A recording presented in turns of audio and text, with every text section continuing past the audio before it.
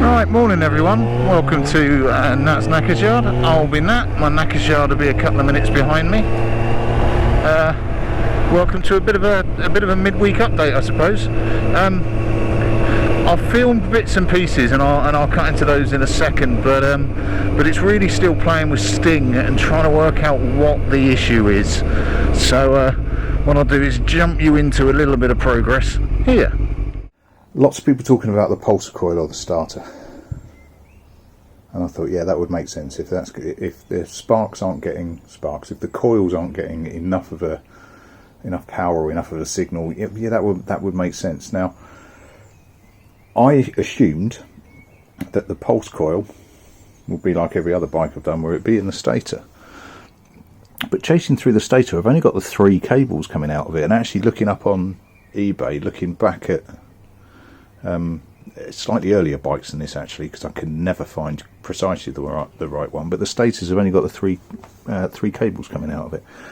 And feeling around and following that cable out, I think there's 3 in there, feels like 3, but following it through, I'm adamant that's the 3 yellows that go into the or that end up in a regular rectifier, which makes sense because it's taking the alternating current 3-phase, well, I'm pushing it there, but anyway, taking the alternating current through into the rectifier turns it into DC and bangs it in. Fine, I kind of get that, but there's no pulse in there. On the other side, there probably is, and I got very excited. I took the cover off. No, I got very excited when I followed the cable from the edge of, from the edge, followed it through and found it all wrapped up in black tape, which is always a good sign to spot where something's been bodged. But actually that cable is fine, there's nothing kicking through it. And I wish people say follow the wiring diagram. I can't find the fucking manual for this anywhere. The nearest I can get is for a CB1, i.e. the big one of the same year, and it's not the same bike. I mean, fundamentally everyone, and if you find a CB400 one, check where the airbox is, because if it's on top, which it seems to be in every other fucking CB400 I can find, if it's on top, like on the Thundercat, like on the ZX6R, actually, if it's on top, it's the wrong one. That took me a long time to work out. But looking in here, is this a pulsar coil? Looks like one to me. Not anything like I've seen before, it has to be said. But it looks pretty clean. What is that? What is that, people? I don't know. I'm about as thread as I can get with this bike. So anyway, I'm going to give this a bit of a clean up. Probably have to chuck some instant gasket on it, because that one's probably pretty screwed now, and see if it makes any difference. But yeah, am I heading in the right direction? I'm utterly in the dark. But when I unplugged it, I didn't get spark. That's a good indication. Yeah. Oh. Fuck knows. Right, no great shakes there, no real changes. The battery confuses the tits out of me. The battery is showing as 16 watts in it. 16 watts, 16 volts.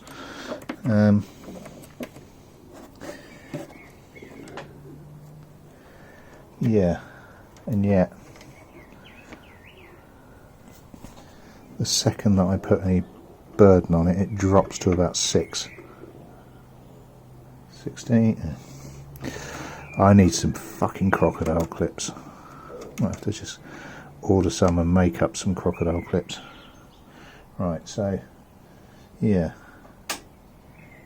the second I put any weight on it,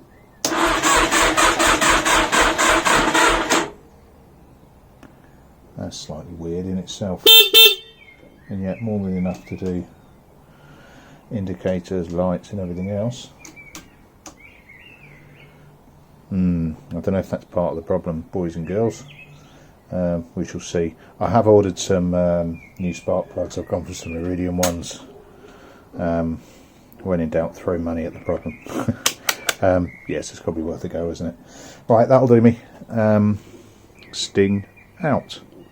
Right, so there we go. That's the progress so far, really. So, you know, by a bit of a recap, what's going on here? By a bit of a recap, had a few people talking about the, oh Christ, what's it called? Not the point, the pulse, the pickup. I was thoroughly confused because this is the first time I've come across it on the clutch side, not on the not as part of the stator. But you know, having pulled it out, looks clean enough. like I think I said in the bit of upload. I don't really have a frame of reference, but it wasn't covered in crap and there was no broken wires, which is a good start. So bang that back in. I then had a bit of a thought that I hadn't really tried a start, like a quick start. I hadn't tried a start since I pissed around with the CDI plug. So I gave it a go with some success, and now I didn't film it because it was just a quick one, and throughout the week I only really get a bit of time, sort of very reasonably early evening, so lighting's crap and everything, so I didn't really film it, but I got some success. But by fuck did it take a lot of halts to get it to burble at all, which still leads me to believe that it's a sparking issue, I think, but we shall see. So the initial pulse seems okay. The spark, when I test the plugs, and I have swapped them all over, I have tested them inside and outside of the block, and they seem fine. They seem to be sparking. Now my concern is, are they sparking enough? So I'm certain I've put those sparks in, so they're not that old, but nah, don't know, it's had a lot of electrical fucking around with, so I have bought replacements, and I have spent a little bit more and got Iridium ones just to try and give it a better spark, because it is sparking, but I can't really tell if that spark is enough, but we shall see. They should arrive today, so I may well give it a go today. Now, because I got some burbling success out of it, I did try chucking the carbs on, and I did try chucking some fuel through it, and again, it was that close but no cigar. The one bit that I have cured and got to revel in some success, the one bit that I have cured is a battery. I was about to order a new battery and thought, well, you know, I know it should be 12 volt 8 ampere hours, but I'm always slightly concerned about sizing, so rather than just assuming that eBay telling me it'll fit, I thought I'd take it out and measure it. Took it out and realised just how low the water levels, the distilled water levels were in it. So I've topped that up, chucked it on charge, and it's a damn sight better. So I had been slaving it off the running Thundercat for power, because I was doing all this power stuff and suddenly realised that actually my battery might be ropey. So that seems to have cured the battery side of it, if nothing else. I'm hoping the Iridium sparks will come back in. Will come in today, and of course I'm hoping that I'll plug them in and it'll go boom, as I've left the carb tagged in, if not fully installed, but you know, tagged in with a slave tank on it, with a dummy tank on it. I'll chuck those sparks straight in and see if we get any joy, and I think no matter what time I do that, even if it's dark, frankly, I will film it and I'll tag it in to the end here. Right, so back in again, and this is still before the sparks have arrived for me, the miracles of filming and editing, so I have no idea whether or not that's been successful. But, right, let's have a look forward. At some point I'm going to get an next project, and the question is, what shall it be? What shall it be? That sounds a little bit biblical. Yeah, what am I going to go for? And I'd love to ask people for suggestions as to what I should go for, what you think, but frankly, it's not really up to you. That's not me being a dick, but it isn't, because frankly it's not really up to me either. I get a down select, but I don't get a select.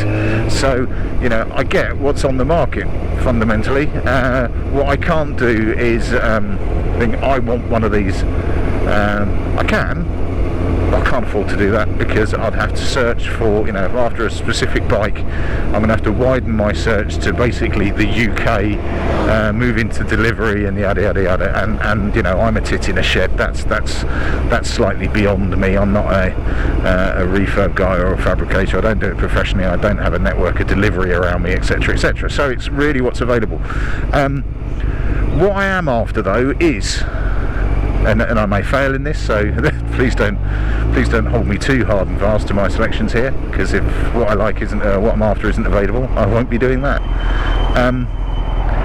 What I would like is something a bit different. I think I'm a little bit sports biked out for the moment, having done Kermit, having messed around with those sports tourer, I suppose, for Kermit arguably, but sports bike, messed around with the Thundercat as well, another sports tourer. I'm sports touring out for the moment, I think. So what do I want? Well, it's in my little Venn diagram of needs. I have for those who remember Venn diagrams, I'm looking for the overlap, ladies and gentlemen. I want a bike to play with. Well, that's a nice big one. That's the exterior of the Venn diagram, I suppose. I would prefer not to have a sports tourer, but again, if that's what I end up with, that's what I end up with. I would prefer, I don't give a shit, but actually, for as far as resale is concerned, it makes resale a damn sight easier if the bike is Ules compliant, or at least can be made Ules compliant.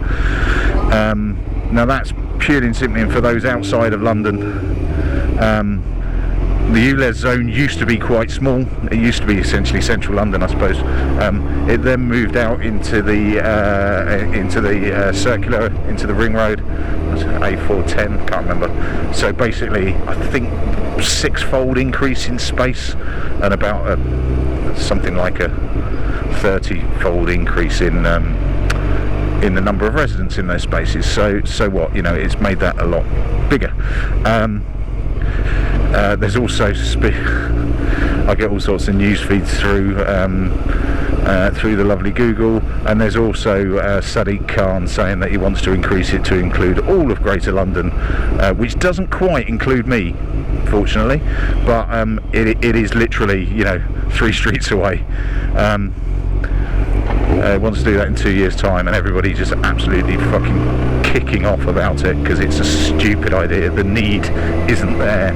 I mean, there's the population density around here, and the traffic density is no more than it is in any other town slash city. It's just a money-making regime because TfL is broke. That's my little political statement anyway. TfL's always been on a little bit of a knife edge, and COVID and hybrid working and people working from home has broken it. But TfL is thoroughly under the union's hammer, so the second you talk about trying to reduce costs by automating, the unions go up in arms. And London has been shut down twice within the last couple of weeks, actually, by tube strikes to do with pensions, because the most expensive element in most public services are its people. Also the one they claim to value the most, which is arse. So Sadiq Khan and his constant money-making schemes, slowly choking the life out of out of business general, but certainly out of the bike trade, despite the fact that actually it's a 1 litre engine at best on most bikes, whereas most cars are at least double that.